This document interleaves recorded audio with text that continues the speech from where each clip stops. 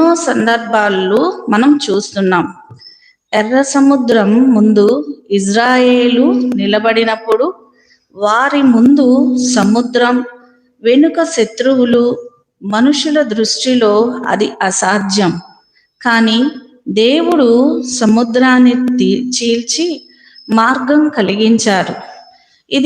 ఈ అంశాన్ని మనం చూసినట్లయితే మనుషులకు అసాధ్యమైనది దేవునికి సాధ్యమే అని మనకు వాక్య రూపంలో బైబిల్ ద్వారా మనం చూడగలుగుతున్నాం.